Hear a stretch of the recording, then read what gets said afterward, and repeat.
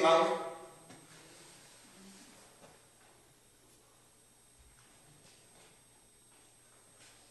So a lot of times, we can take this conclusion from this too. A lot of times, the reason why God ain't doing something for us on our behalf is He sees sweat. You're sweating it too much.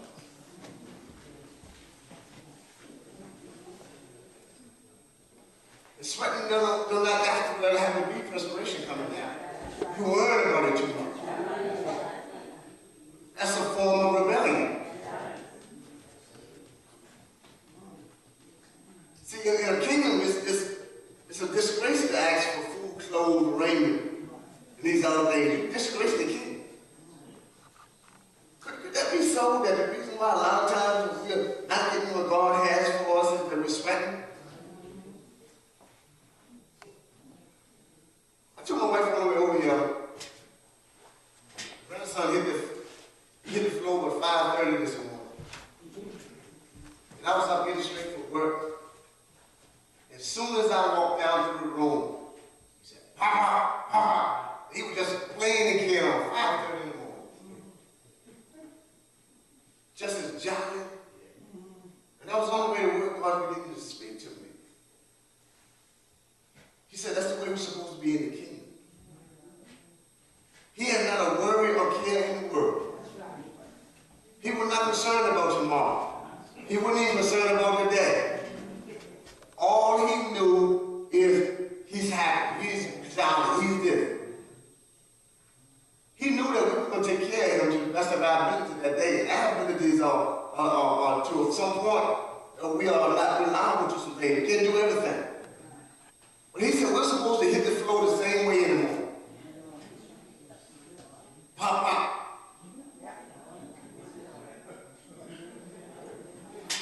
Allen. He said the greatest in the kingdom will come as a child. And I began to study that child. See, folks hit the floor the same way. Oh Lord, I don't got to deal with the day at work and sweat.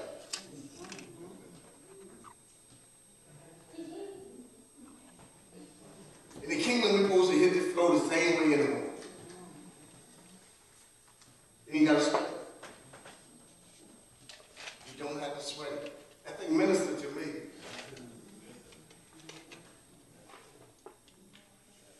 A child, he told us sometime over the scripture, he said, study the birds.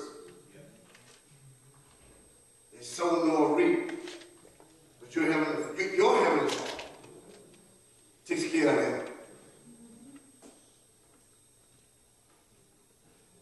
But you know what keeps us so bound? Things.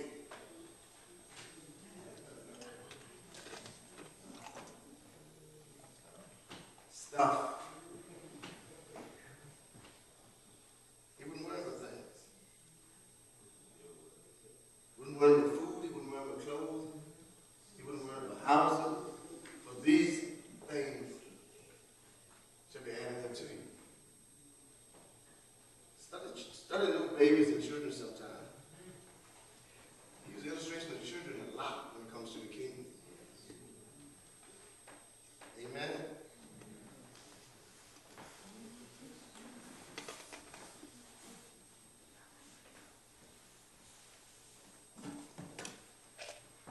Real quick, Exodus chapter 33, going home. Exodus chapter 33. We're going to get over Exodus tonight. Exodus 33, verse 13.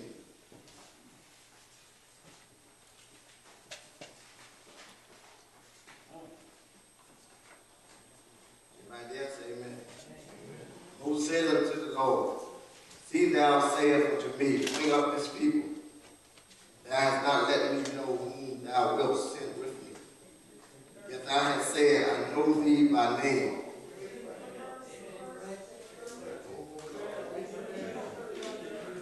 Exodus 33, verse 12. I'm sorry. Come on, great teacher. You there? 13 now.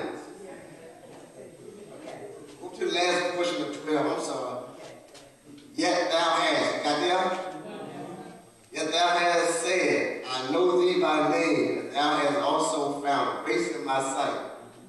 Now therefore I pray thee, if I have found grace in thy sight, show me now the way, that I might know thee, that I might find grace in thy sight. Consider that this nation is whose people? Thy people. And he said, my presence shall go with thee, and I will give thee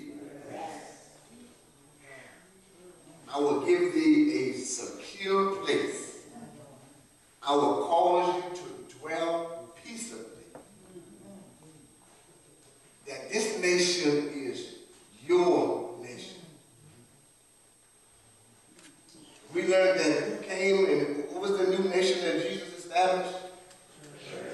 That this nation called the church is thy people.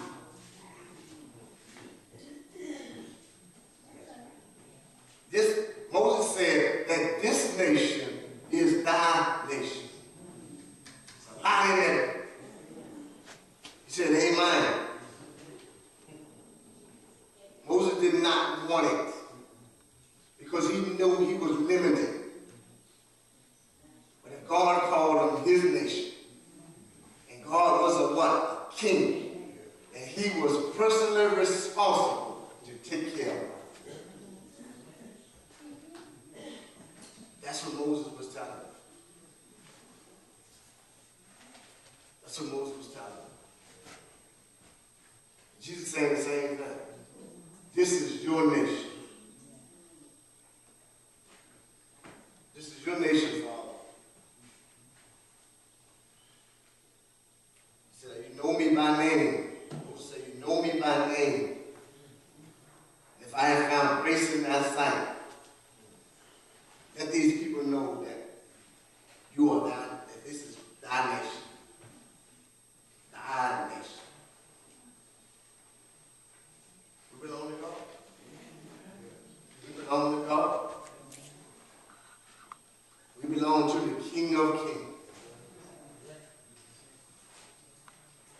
And a king is personally responsible for his citizens. Personally. We can ever grasp it. It's going over later, we'll get to kingdom representation. And how you can stand back and say, God, this don't look like you. And I'm in the kingdom. So you got to bring it up in kingdom standards. When you understand kingdom representation.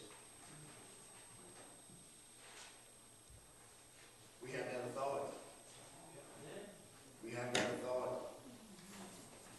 Make it look like you, God. Make what I drive look like you. Make where I live look like you. I represent you.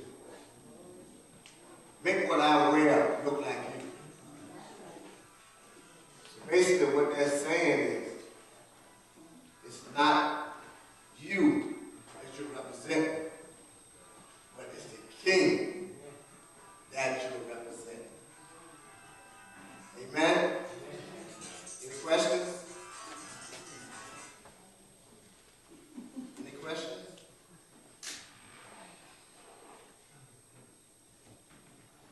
So if we get nothing else from this class tonight, this is a good prayer.